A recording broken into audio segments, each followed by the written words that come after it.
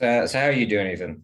Uh Man, I'm just I gotta share. So like every week when my wife and I go to the grocery store and buy like 20 gallons of milk, it's like it's never been an issue. Like we can afford it on our budget, but lately I'm like really struggling in that regard. So Yeah, uh I'm not doing so hot either.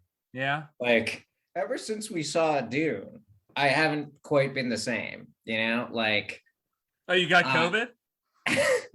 well, the COVID was a big part of it. Yeah. We had our Halloween episode with Matt, and just as the download numbers just plummeted, like, just down the pipe. And so Ethan and I have been talking, and Yeah. we're actually thinking, we're trying to make ends meet here. Ethan's trying to afford his 20 gallons of milk. We really need to start monetizing this podcast. We really need to grow the viewership because people have not been leaving five-star reviews. Yeah. People have not been telling their friends. Yeah. So we're rebranding as a Dune only podcast. Yeah. And the new name is going to be You're Tall, but I'm Standing in Front of Dune. I'm really excited about this change. There's so much to dig into with this specific theme. Yeah. Well, so we've got like about a year until Dune 2 comes out. So we're going to be going back to the novel. We're going to be going back to the David Lynch adaptation. Yeah. We're going to be doing the sci-fi miniseries. I'm thinking like 2 episodes per episode of that. Easy. Yeah. So that's like upwards of 16. I don't know how many episodes it is. Yeah. We've got the novels, the sequels, Dune Messiah, Children of Dune, the ones his son wrote. Yeah. The action figures. Trailer reactions. Fan fiction. If you need Dune, this is the podcast to Dune at. That's our new motto. We don't fuck around like the other podcasts that just like treat Dune as a passing fad. Like we understand Dune's, like you can't imagine the modern era without understanding like the influence of Dune. You know? And we're not going to take our eyes off the ball. No. These other podcasts, they're like, they ring you in with the Dune and then they're like, oh, how about this Star Trek? How about these Eternals? What even is that? If you listen to this podcast, Dune is where sci-fi started. Dune is where sci-fi ends. And we are going to give you a full year of Dune content. We are going to give you the live reaction pod to Dune 2. Yeah. And then we are going to kill ourselves.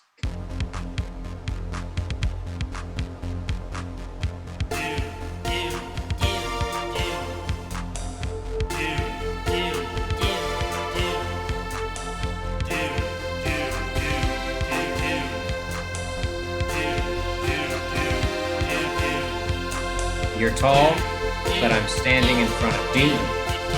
It's a podcast.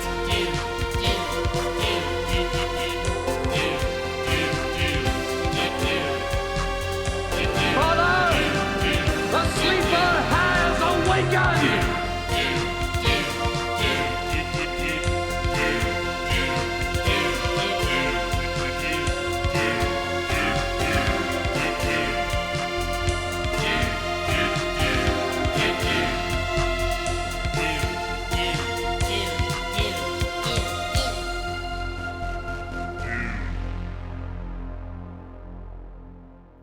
Welcome to You're Tall, but I'm Standing in Front of You, the podcast where 2 friends circling the drain of academia examine the cultural detritus of the 20th century.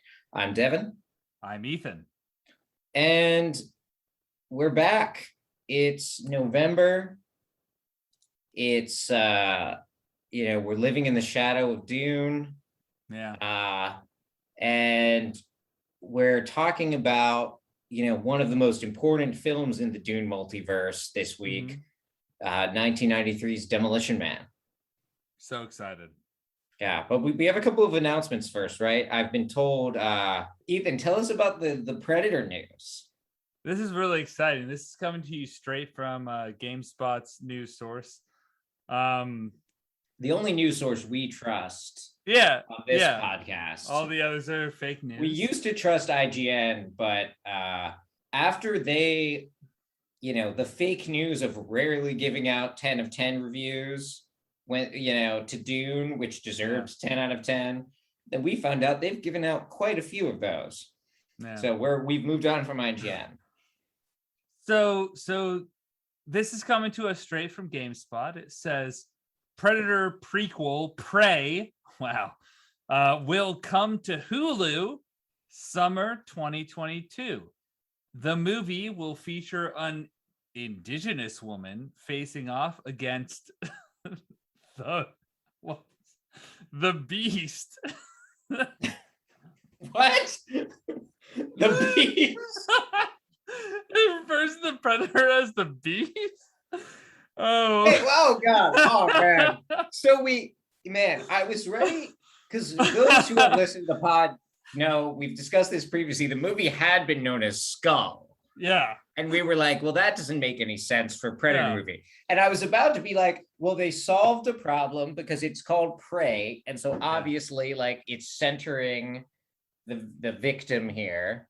Yeah. With the title Prey. But then, that implies the existence of the Predator. But now apparently the Predator has been renamed the Beast. So I really don't know. I like, we both had predictions about what they would actually end up calling it. I believe yours was I'm with Predator. And mine was Predator. Because it was supposed to be prehistory. I'm guessing, like, you seem to be winning this disagreement we had because it sounds like there's going to be a female protagonist. She's a Comanche warrior 300 years in the past. But I could share with you a bit about what the news is. Would you like me to read from GameSpot? Yeah. Mm-hmm. So, the long-running survival action Predator movie franchise will be continuing in 2022. Long-running implies like a marathon. I mean, Predator's a little more of it's like a series of occasional sprints, I think is more accurate. But that sounds like Adrian Brody erasure, and I won't accept that. If you want to see that, you just got to go see Thin Red Line, baby. So it continues. With a forthcoming prequel titled Prey. According to Variety, the film will stream on Hulu in the United States and on Star. It's been known for quite some time now that another Predator movie is being developed. But this information was finally revealed during Disney Plus Day. Wait, that happened? I missed Disney Plus Day. Oh. I can't believe that because I kept all my flags at full mast. I like how they are like, they aren't even trying to get you to see this in the theater. They're like, just be on Hulu. Please, you're not going to have to leave your house. Consider it. Yeah. And so now they it's Disney's Predator. Mm-hmm. What do we say here? The fifth entry in the Predator series is directed by Dan Trachtenberg, friend of the show, as we all know. And the official, hey, please hop on one of these times and talk about it. And the official log line is set in the world of the Comanche Nation 300 years ago. The action thriller follows Naru, a skilled warrior who fiercely protects her tribe against a highly evolved alien predator. Yeah. Just like congratulations to the Comanche Nation. I know they've been pulling for this. Yeah. Like, the Biden administration has been playing hardball. It was like we could have shut down some extra pipelines or actually got in people some health care, some material benefits, or we could have made this movie directed by Dan Trachtenberg. Yeah. And I'm sure this is going to be incredibly well-researched and respectful. Oh, absolutely. Amber Midthunder, who will play Naru. According to Disney, a character who wants to, quote, prove her worth as a warrior and certainly gets her chance. when she comes face to face with the most dangerous hunter of all time, the otherworldly predator. What happened to the beast? Based on the synopsis, it seems that this movie will also document the titular creature's journey to Earth. The Predator franchise began in 1987 with Arnold Schwarzenegger as star. Prey will be the first Predator film since 2018's The Predator. Man. I'm just like I've got the Wikipedia for this up right now, dude. And like I just want to read you a quote from this. It says the film reportedly was to, quote, follow a Comanche woman who goes against gender norms and traditions to become a warrior. And like this is like there's so many examples of this. Like Mulan comes to mind. Like there's that. I haven't actually seen Disney's it, Predator. There's like a Pixar one with like the girl, like the red-haired girl, when like she has like a bow. Do you know what I'm talking about? Yes. Like Hero or something. Yeah. Like I like how it's like Disney, the like one of the largest, US based media conglomerates in the world, is like, it's like, oh yeah, let's write films about people bravely resisting the gender norms of the Comanche Nation and fucking like Ireland or wherever that other film is set, Scotland or whatever. It's like God forbid we talk about the gender norms of the actual fucking US empire. Yeah, I don't know what you're that the US empire imposed on indigenous people.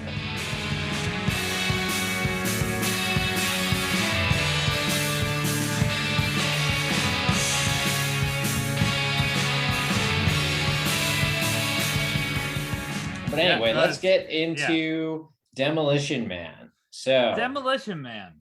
Yeah, so we watched Demolition Man this week. It fucking ruled. We're just back on our bullshit here with just like, maybe a retraction needs to be sent to some of the previous episodes, like Predator, Aliens. By comparison, now seem like far left, like communistic movies. Like I was shocked by this one, but it was also fucking hilarious. 1993, starring Sylvester Stallone and Wesley Snipes, also Sandra Bullock, directed by Marco Brambilla, who has not, as far as I can tell, done any other movies. He's not like a movie guy. He's like he's primarily like a video artist. Like he does like the weird videos you see looping in museums as like installations. Like I never have the patience to like wait there and watch them, but they're there. Like that's primarily what he's done. That's like so unsurprising, but okay. But yeah, Ethan, do you want to start taking us through it, or? I really don't, but so the general idea.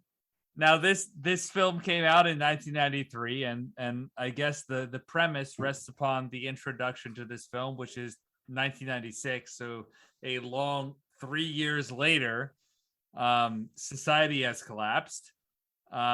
There's just various gunfights happening all over the place, especially in LA, because you know LA.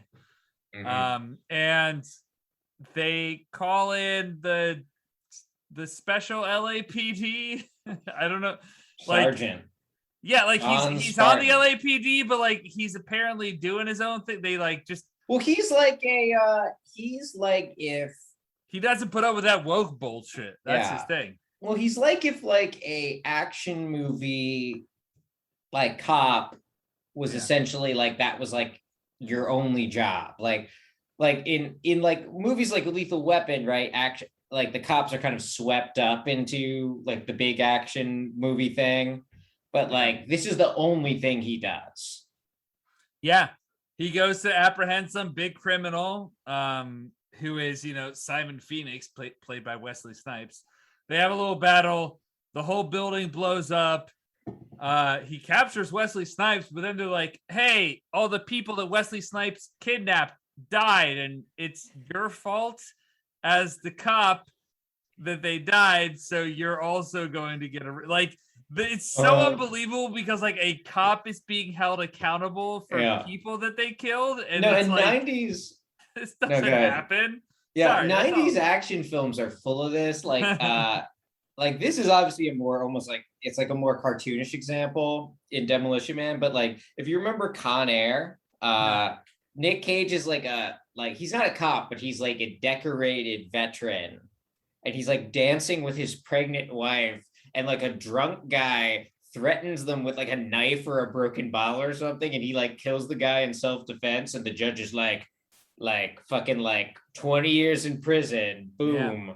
Like these 90s reactionary like propaganda movies always have they need to create this idea that like the system just is sending everyone to prison. But so they sentenced the cop to prison, even though he didn't do anything wrong. And I want to get into how exactly he did nothing wrong at any point at some point, but he did nothing wrong, but he gets framed, I guess, for these people dying because he blew up the building. The lie is that he was told they were there and he blew up the building anyway because he didn't care about them. So I'm going true, but whatever. I'm going to accelerate this because the more you talk about the plot of this film, the less interesting or good it is. So, Sylvester Stallone, the cop guy, and also Wesley Snipes, Simon Phoenix, the criminal guy, they get frozen in 1996. And then we advance to the future where the most of the film takes place. So we've got what it's 2032. Year is it? So 2032, and we're in San Angeles. Yeah, so which is like a combination of Los Angeles, San Diego, and Santa Barbara. They have like merged into one giant city. Big megalopolis. We're introduced to the future. We have Sandra Bullock. She like wants to do violent cop stuff, but she feels constrained because there's no violence in modern San Angeles. Yeah, we should break this down a little bit. Like we should paint a picture of this world, right? Because it's like it's not just the future. Like we are brought to like a like ultra right reactionaries like wet dream idea of the future they think liberals want, right? But it's like, but just to break it down a little bit, it's like so it's incredibly peaceful in the set, like there's very little violent crime. The cops have no experience with violent crime, and Sandra Bullock is one of them, which I'll love to talk about. Swearing is illegal. And like there's basically it's like a cybernetic like Orwellian future where like there's machines everywhere observing you. If you swear, you get fined. Eating meat is illegal. Both abortion and pregnancy are illegal, and like people only have sex with weird mind helmets. Am I missing anything else? That's generally the consensus. It's like, that's the future. Everything's illegal that is bad for you, as whatever random dude decides is bad. Yeah, sorry. It's described, the general nature of this future is described by one of the characters as things don't happen anymore. We've taken care of that. It's kind of like this, like, it's like this end of history utopian fantasy. Like there are no significant events. Fukuyama, It's like boom, we're just at like stasis now. It's all just about maintaining the structure and the order, but nothing actually new happens. But why does any of this matter? Well, it's because the people we just talked about, Sylvester Stallone and Wesley Snipes, Wesley Snipes is woken up in the future present, and then is escapes from his hearing, I guess. Yeah, his parole hearing. Yeah, it's a parole hearing. Yeah, and he's been implanted with the ability. Yeah, so the the way he escaped is because he knew the release code for the cuffs. Because why, I don't know why they decided to have the cuffs to the prisoners be voice activated, but it seems like, well, yeah, it just seems like also that means you could never use the password twice with any prisoner, right? Like you would have to change it all the time. But he says teddy bear, he gets out of his cuffs and he like kills everybody because everybody is soy now. It's really important for you to know. Extremely important. Everybody is important soy. Like nobody has any capacity to be a man and fight. So like Wesley Snipes just like kills dozens of people. Yeah. Like with impunity. Yeah. So this is like the central premise of the film. It's the future. The old prisoners woken up, so in turn, the police wake up the old cop guy, Sylvester Stallone, to go after the old super criminal prisoner guy. And Sandra Bullock knows about him because she is basically like a fan of the 20th century. Yeah. So like her apartment is covered in like, she has like a Lethal Weapon poster. Yeah. She has just like 20th century tchotchkes everywhere. And she like knows of the exploits of John Spartan. So we're set up with John Spartan and Simon Phoenix going to battle, which they do at a museum because the museum is the only place with guns.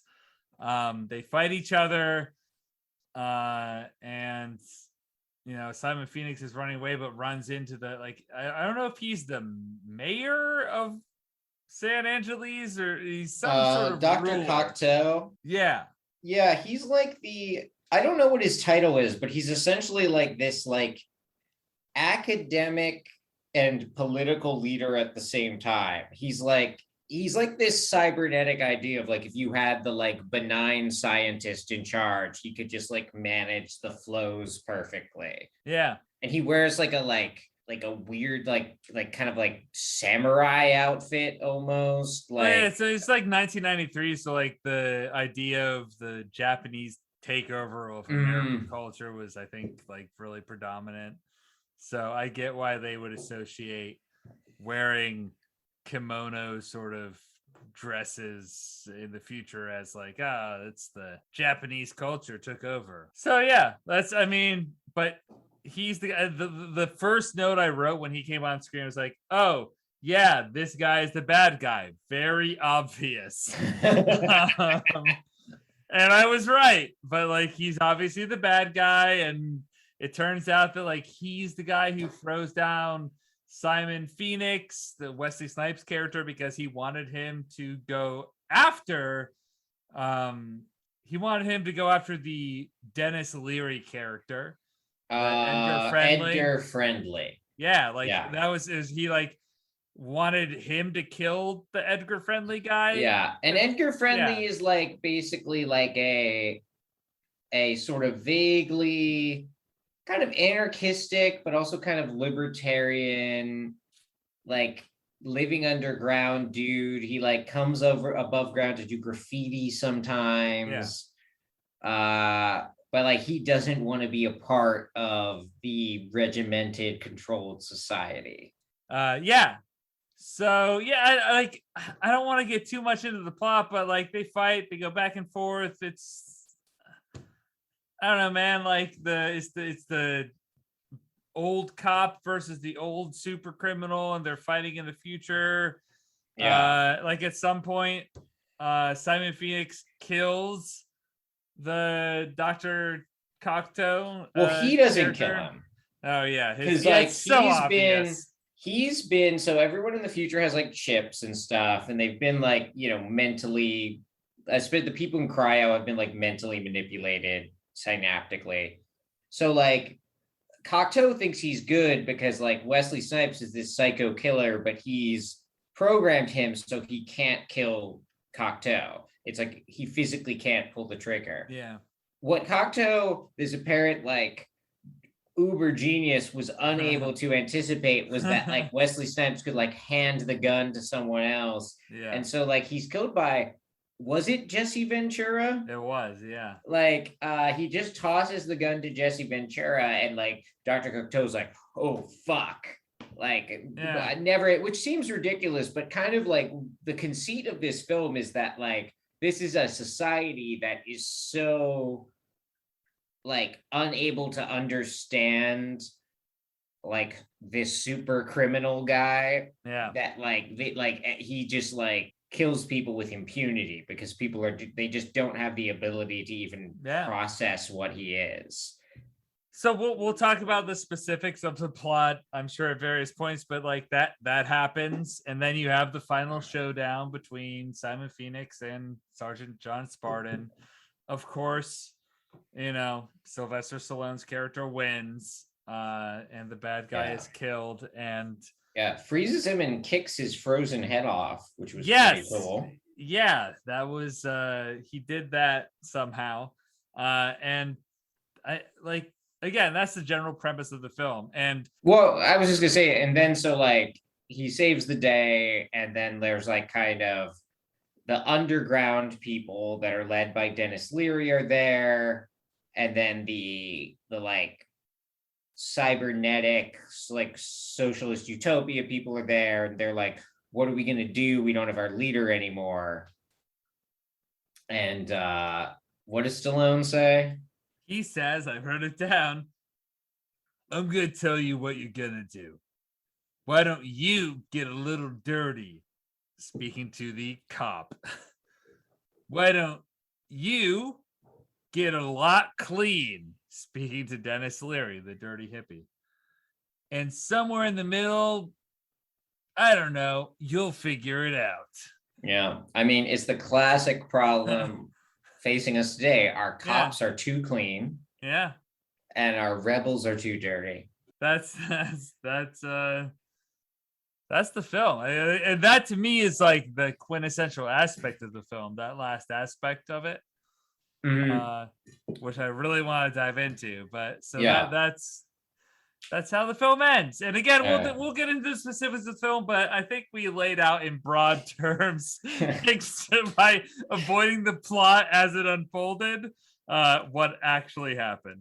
So what do you feel is like the general like undercurrent of this film? Well, I mean, this film is like insanely fucked up, right? Like, I don't think we need to like keep that a secret. It is like maybe the most reactionary, maybe most openly reactionary movie we've watched. I don't know. I mean, maybe some of the 9/11 month movies are in competition with it, right? But it's like, it's essentially like, it's a comedy, right? Like, it's like a parody movie.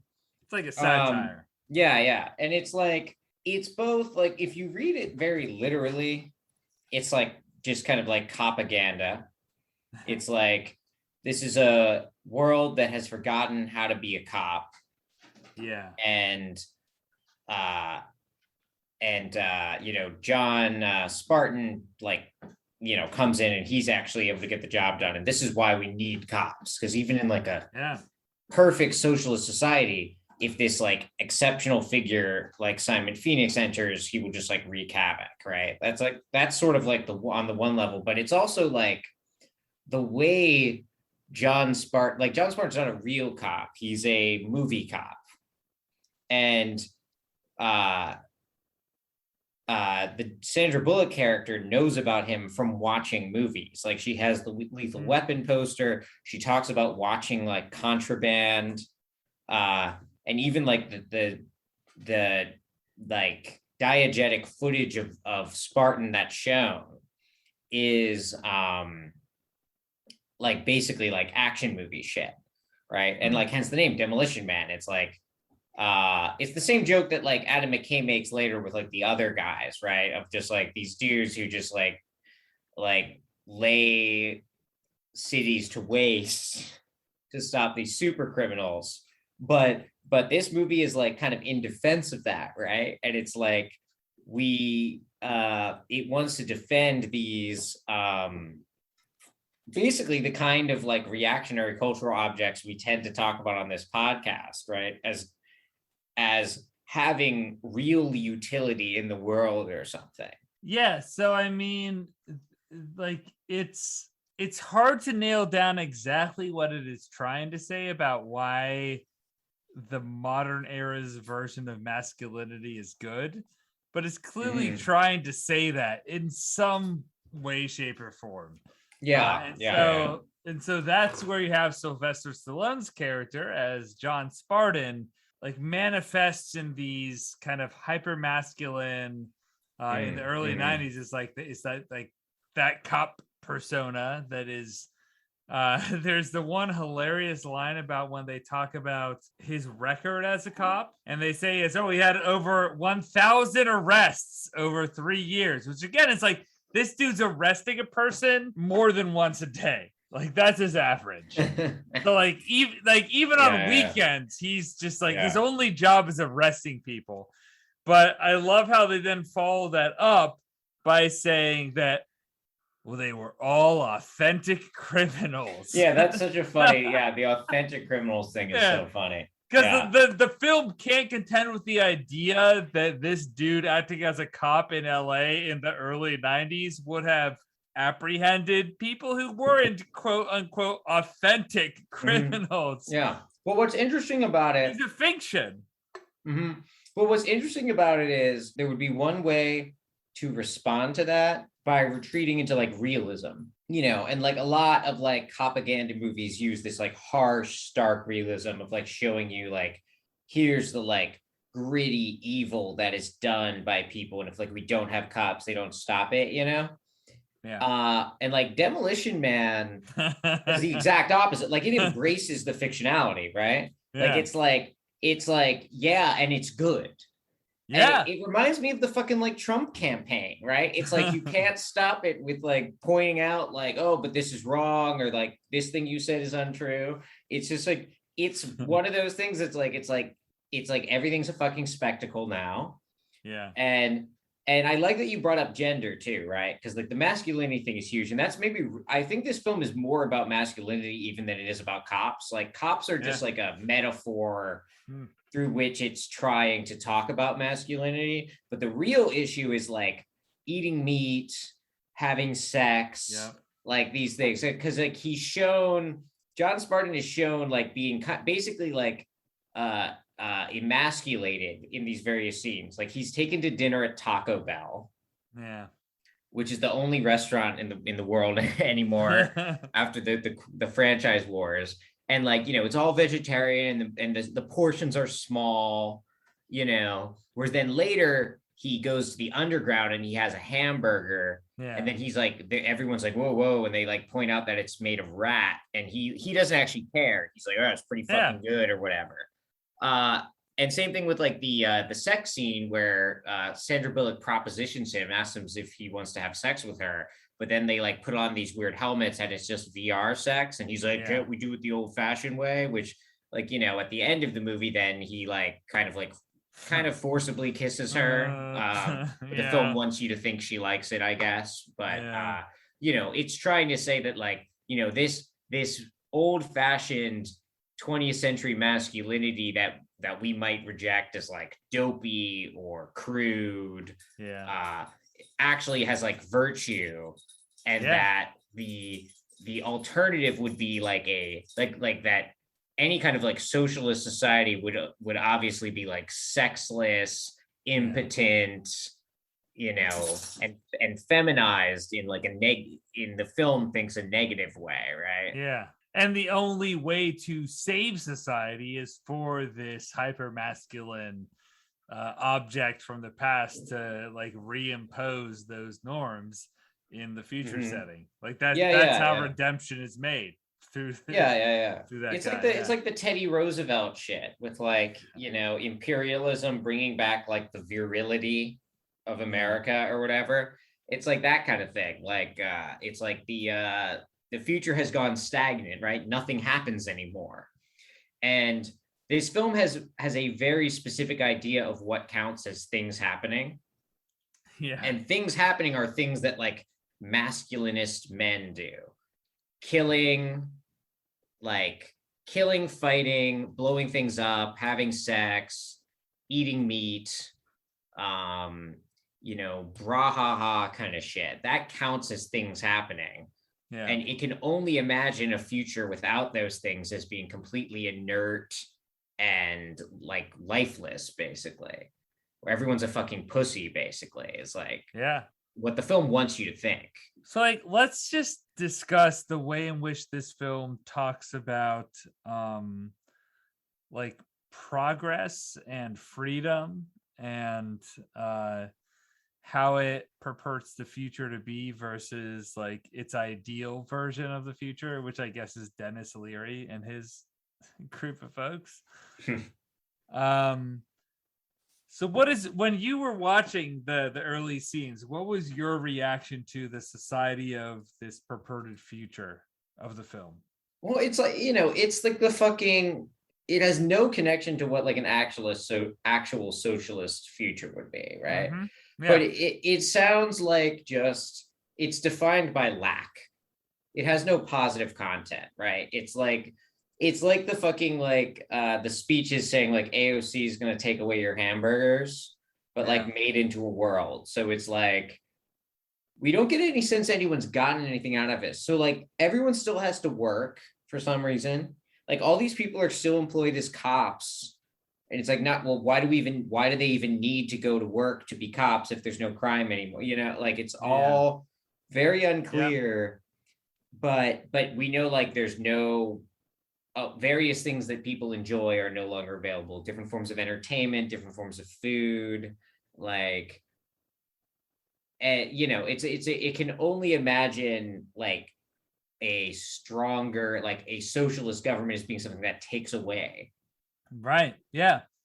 No, there's this whole idea that you've named out some of the inconsistencies. Like, why do we have this enormous police force if like the cops are not being used and have no idea how to maintain order in this stratified society? We have no conception of like where we came from, and like they're useless in the future. Yeah. Well, it sucks ass, right? Like, yeah.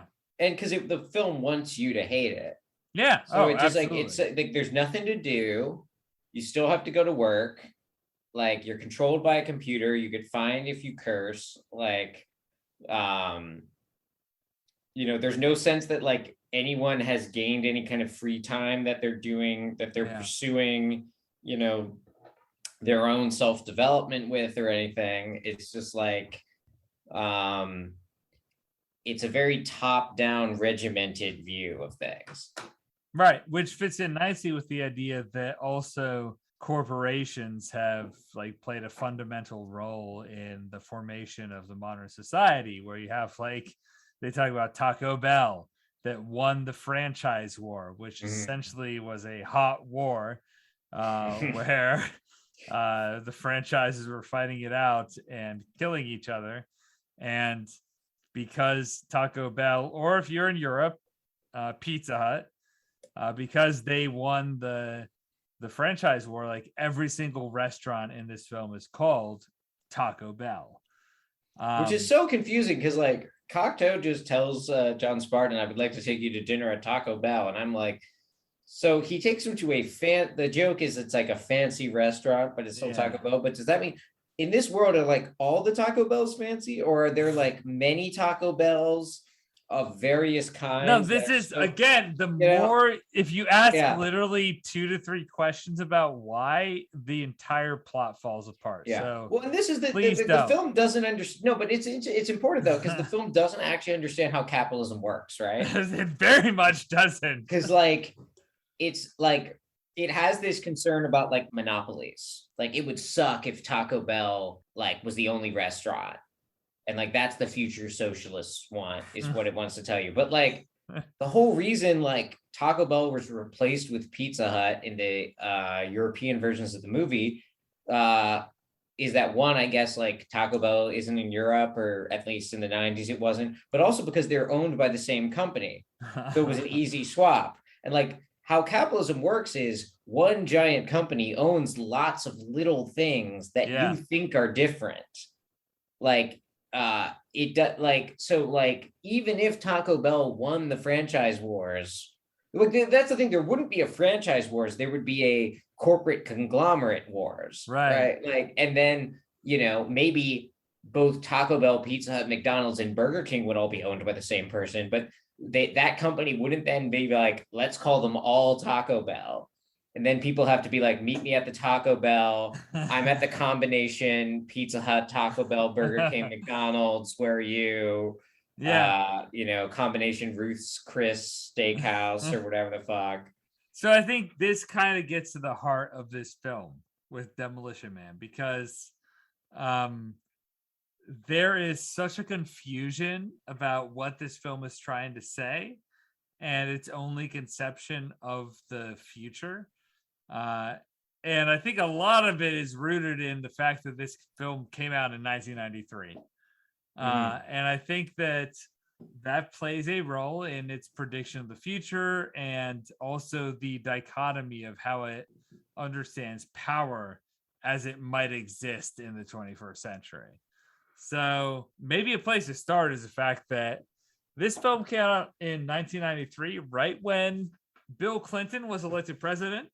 Oh, yeah. And the idea of the film was that by 1996, not even halfway, like we're literally getting to the end of the Bill Clinton's first term, the entire country would have devolved into some state of like hyperviolence, where like the entire cities have fallen apart. And you have Stallone versus Snipes, the John Spartan versus Simon Phoenix. Like, it literally was 3 years after this film came out. So I think it spoke to the idea that perhaps people had about the near future in 1993. Well, or the idea that certain forces wanted to be out there, right? Because like military budgets are being slashed, right? Cold War's over, Soviet Union has fallen, you know, and when I say slash, it's not exactly like they weren't still, you know, doing fine, but you know, that endless boom that the Cold War gave of like spend more and more and more money, that then the war on terror recreated, right? You have this brief period of like, and like you would think that the fucking military was disbanded, right? Like you look at like just the 90s are fucking full of these movies that are just like this crisis of like, oh my God, like if we don't fund the cops and the military enough, we're going to be immediately taken over. And Simon Phoenix, right, is indicative of this because he doesn't make any sense. He's basically like the Joker. He even wears like Joker-y pants with like the like white and black stripes. And he's just a figure of like pure chaos, right? Like he has no motivations. No. And it's absolutely wild to be like, because I can't tell what this movie is trying to say, because the world from which John Spartan and Simon Phoenix come from is apocalyptic. Like it's just the super cops waging open warfare against these super criminals. And like that is not an ideal world. So but it's a world in which you could be a man. I guess so. You know, so it's like if there is this plague of criminality and you get to like get a pretty well-paying job with a pension for killing people, like, you know, and being confirmed in all of your urges that they are righteous and correct, right? Like that's like, it's not like he doesn't want to have his needs met, right? Like this is a very like, you know, it's a point of view from someone who is like assuming their needs will always be met. And it's like, but I want to be able to like go blow, like he doesn't just want to kill people, right? He's the Demolition Man. He wants to blow shit up in the process and not be held accountable for it. Yeah, and this is I mean, transposed into the future, perceived as like this is the only way towards mediation between chaos and you know, authoritarian order Mhm. is this kind of bravado that only exists in the early 90s for this brief Mhm. moment. Yeah, So, yeah. And to be clear, like the Edgar Friendly guy, like he's not actually like originally he seems like he might be kind of like an anarchist or something. He really is just like we don't actually have a lot about him. And then towards the end of the film, finally gives like a speech about what his like life philosophy is. And it's basically just Dennis Leary going into one of his like 1990s stand-up routines where he's basically like, I want to do whatever I want at a given time. Like, so he's like I want to smoke and I want to, eat rat burgers or whatever. I can't remember what he actually says, but if you've seen Dennis Leary's 90s stand-up, which isn't good, but it's all about like he has a special called No Cure for Cancer, where he's just always like, or he's sucking down cigarettes on stage and he's like, fuck you if you tell me not to do this, right? Yeah. So and it's a very like right-wing libertarian track, more so actually. So it's like absolutely. And so the idea is he has no control of his impulses at all. And then like the authoritarian state has completely suppressed their impulses to the point of like impotence. Right. And like John Spartan is apparently just to us supposed to represent this like ideal balance of those two forces, I guess. I am astonished that this film has not been remade in 2021 because the atmosphere seems so ripe for this kind of like, let's not blame cops, let's appreciate cops for what they do and just recognize that they're a thin blue line between us and chaos. But like that's the zeitgeist. I do appreciate the honesty though, because a truly centrist, like a philosophically perfect centrist final line would have had the balance and like you get dirty, you get clean. But it's like this film is admitting kind of maybe unintentionally, definitely unintentionally, that centrism always drifts to the right. Right. Because like the cops just have to get a little bit clean. Or I'm sorry, a little bit dirty. And Dennis Leary has to get a lot of bit clean, right? So it's like we're pulling even though he is kind of like a right-wing libertarian, but he still represents this like outside to society. Like there is like there's radical potential in what he represents, even if his stated philosophy is not radical. But like we're going to bring you really close to the fold, and then like, oh, the cops like now you just have to have body cams now or something. Like that's the nature of it's an uneven compromise. And you still have the Bob character who is just the bureaucrat that's guiding the elected official along, regardless of where he comes from. And he's like, hey, Dennis Leary, I'm gonna tell you how to actually do things. He's like the deep state guy, basically. He pretty much is. He's a consistent. So I'm curious because like this movie is, to me, just seems like I'd never seen it before. I was like pretty surprised, to be honest. I was expecting, like 90s action film shit, but I was expecting like Total Recall, and instead what I got was like what if Mein Kampf was fun? So anyway. Oh my God, this film. We watched it. Which we should also note, this is like our first listener recommendation. So shouts out to you. You know who you are. Helga Sanchez, I believe your name is. I had a lot of fun watching this fascist movie. That's what I want to say. But the hilarious thing is the only counter to fascism that this movie can imagine is like Ayn Rand libertarianism. Those are the only two sides. The hard left wing of this movie is literally Dennis Leary. It's not Dennis Leary playing a character. It's Dennis Leary. Okay. So how many Shia LaBeoufs would we give this movie?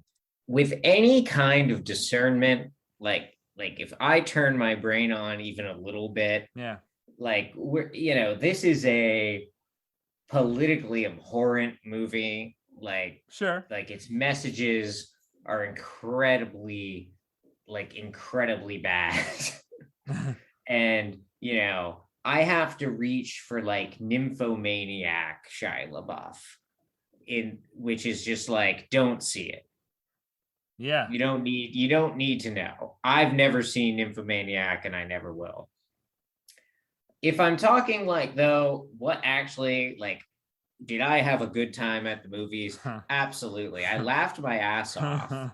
It was like taking like a really good Trump tweet and making it into a movie. like where he's like calling people losers in funny ways, and it's like the grammar is even wrong, but it's funny. Like, it's kind of how this movie is not actually well made, and so there I've got to go, it's really, I think if I'm fusing the two sides, it's Indiana Jones and the Kingdom of the Crystal Skull Shia LaBeouf. It's like, what is Shia LaBeouf doing here? Not sure. But at the end, we're like going to hand the reins to him, but then that movie's actually never going to come out. What about you, Ethan? Yeah, I feel like I'm in a similar mind in that the score I would give it is very dependent upon the audience. So I've lost my goddamn mind. Here's what I think. One out of 5. Man, that build up for 1 out of 5. Listen, it's a 1 out of 5 because it's not a very good film. But if you interpret it through the lens of this is what people who are voting solely on the basis of critical race theory in Virginia's governorship or like have on their mind.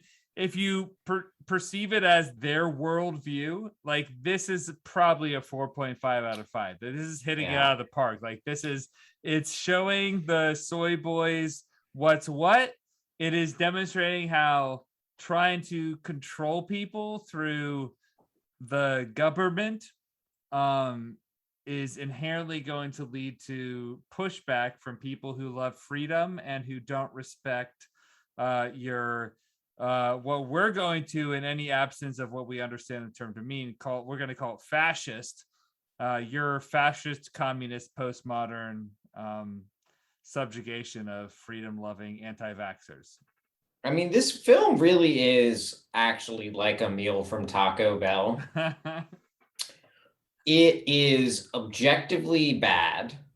You're probably going to spend your time after on the toilet, but it's theoretically possible you could use the calories you gain from this movie to like run a 5K, I guess. And more so, most people aren't going to do that. More so, 10 years from now, you're going to look back and be like, I fucking love that Crunchwrap Supreme. That really got me through my junior year of undergrad. Absolutely. And similar, you're going to be like, yeah, Demolition Man. That was a really witty film that really spoke to power.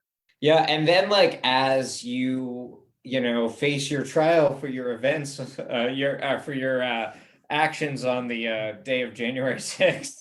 But here's the thing, man. At least they did something.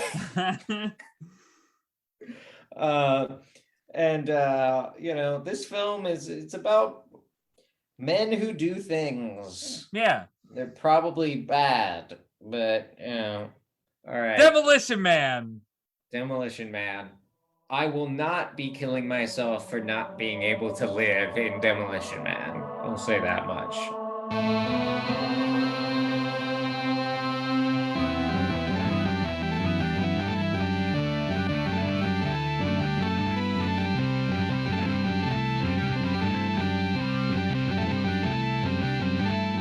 Thank you for listening to You're Tall, But I'm Standing in Front of You. Please find us on Spotify, Apple Podcasts, or the podcast app of your choice. Aside, if you use Apple Podcasts, please tell me. That is our number one downloader is Apple Podcasts. Is it? Okay, because I don't have a way of checking if you really the podcast is actually on like Apple Podcasts. Put them first from now on, if you don't mind. Well, so whatever it is, give us that 5-star rating. Yeah. Thanks to all you Apple users out there. Follow us on Twitter at YourTallPod. That's your with an E. Follow Ethan at Mathesippy. Follow me at Still Cooper. If you have thoughts about what you'd like us to talk about next, DM us on Twitter or email us at yourtallpod@gmail.com.